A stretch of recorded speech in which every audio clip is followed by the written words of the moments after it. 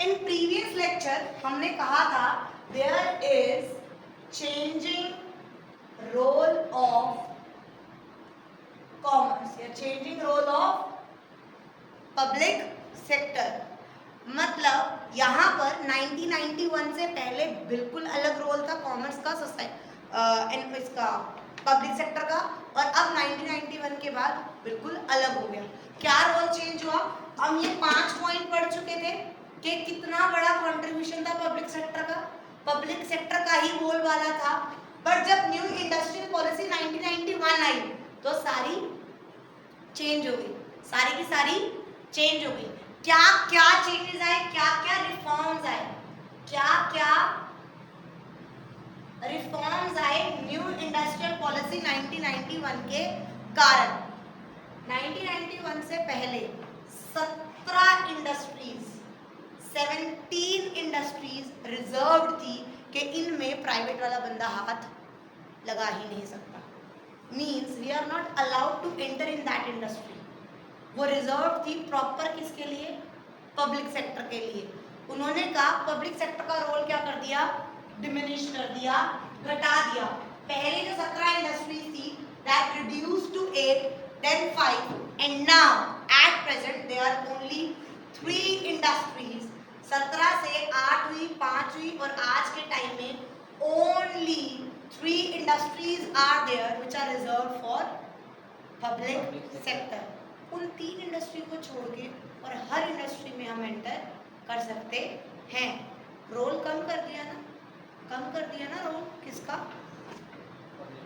Public sector का। 1991 के बाद तो पागल फॉरेन डायरेक्ट इन्वेस्टमेंट अलाउड कर दी थी कि ठीक है अब बाहर वालों से भी पैसा। अगर ये इंडस्ट्रियल पॉलिसी पहले आ जाती तो किंगफिशर डूबती नहीं, क्योंकि 1991 से पहले जब ये अप्रूव हुई उससे पहले किंगफिश विजय वाले ने बहुत कहा था कि मेरे को बाहर वाले इन्वेस्टमेंट देने के लिए रेडी हैं, मेरी कंपनी लॉसेस में है, मेरी कंपनी उभर जाएगी। बट पहले बाहर फॉरेन डायरेक्ट इन्वेस्टमेंट तो काम सही चल रहा था, उसने प्लेन के सेक्टर में सारा नाश किया। नहीं, ऐसा नहीं है।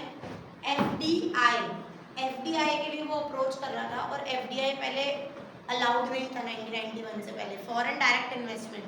बट जब न्यू इंडस्ट्रियल पॉलिसी आई तो एफडीआई अलाउड हो गया और बाहर से पैसा अलाउड था। बट उससे पहले जब ये पॉलिसी आई उससे पहले वो बैंकरप्ट हो चुका था, उसका दिवाला निकल चुका था। कंपनी चल जाती, उनकी कंपनी का बहुत अच्छा था बेस।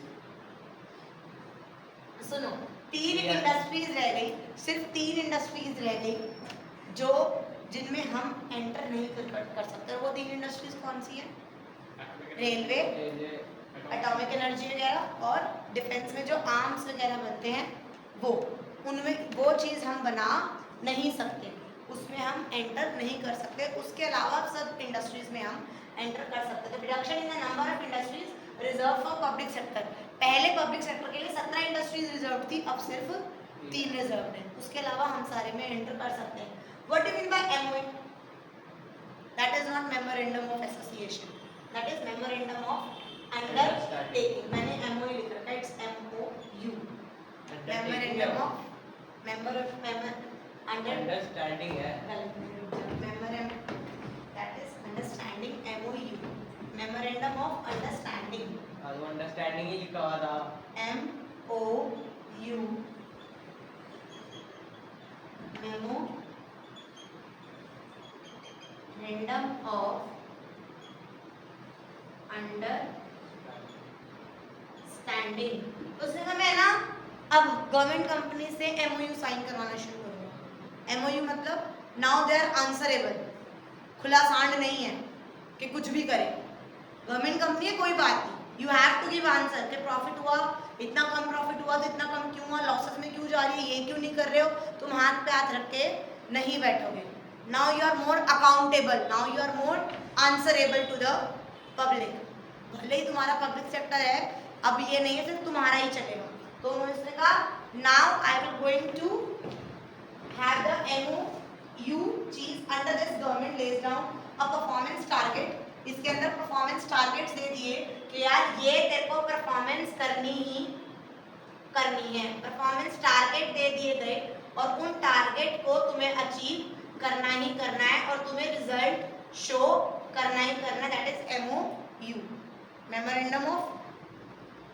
अंडरस्टैंडिंग साइन कराने लग गए। डन। वो क्या है disinvestment. What do you mean by disinvestment? जो इक्विटी शेयर्स है ना पब्लिक सेक्टर के, वो डिसइन्वेस्टमेंट मतलब उनको किसकी तरफ किसको बेच दिए? प्राइवेट। डिसइन्वेस्टमेंट, इन्वेस्टमेंट मतलब पैसा लगाना और डिसइन्वेस्टमेंट मतलब पैसा उस चीज में से निकालना। तो पब्लिक सेक्टर में से डिसइन्वेस्टमेंट करना शुरू करेंगे। ये पब्लिक सेक्टर है, इसमें से इक्विटी शेयर्स उठा के इन्होंने प्राइवेट सेक्टर में बेच दिए। तो प्राइवेट का स्टेक बन गया।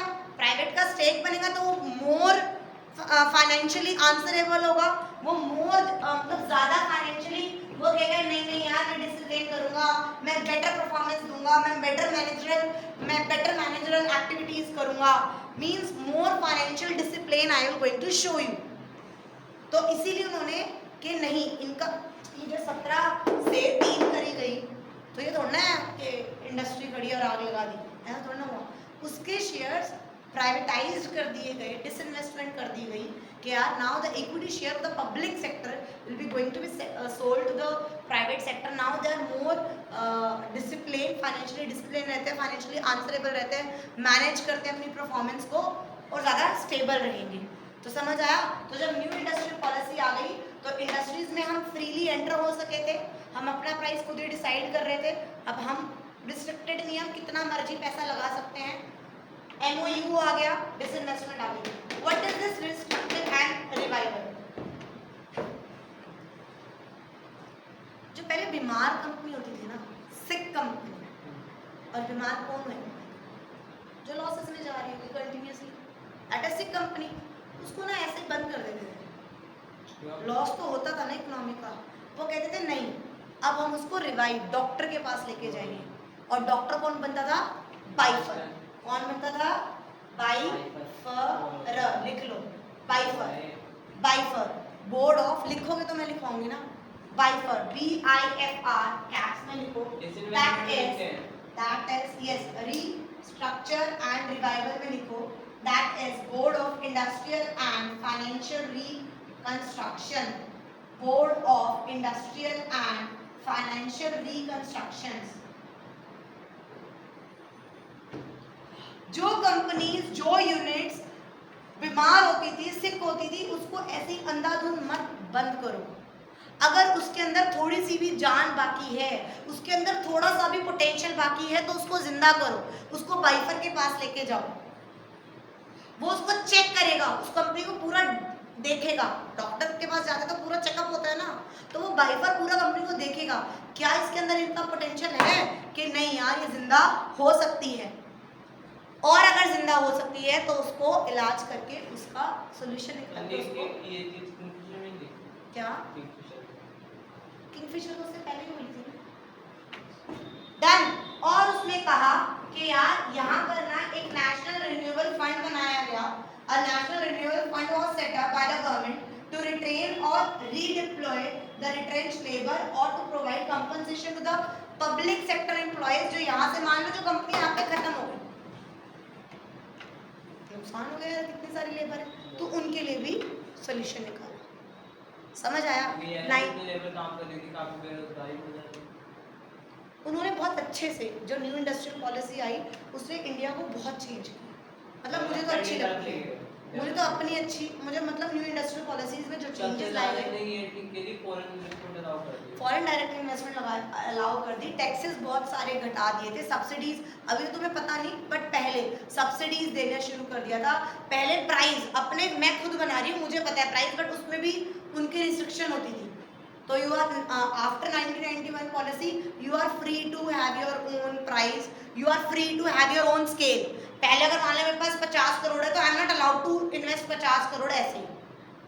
1991 से पहले सिनेरियो अलग था, 1991 के बाद सिनेरियो चेंज हो गया। यस समझ आया? Now moving towards the next topic that is multinational companies और यू कैन से MNCs और you can say global enterprise. Now MNC, इसमें ना ज़्यादा पढ़ाने की ज़रूरत है ना ज़्यादा स्ट्रेच लेने की ज़रूरत है, क्योंकि तुम्हें बहुत अच्छे से पता है MNC मीन्स मल्टीनेशनल कंपनीज। हम ना अपने लोकल में अराउंड में बहुत सारी कंपनीज देखते हैं जो वर्क कर रही है but they are not MNCs।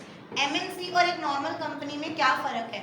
अब कंपनी या रेगुलर कंपनी कोई भी, अब छोटी मोटी कंपनी, अब सिग्मा एंड सिग्मा लिमिटेड है यहाँ पर, एनएसपी पे बहुत सारी कंट्रीज हैं, बट वो कौन सी है? वो नॉर्मल कंट्री है।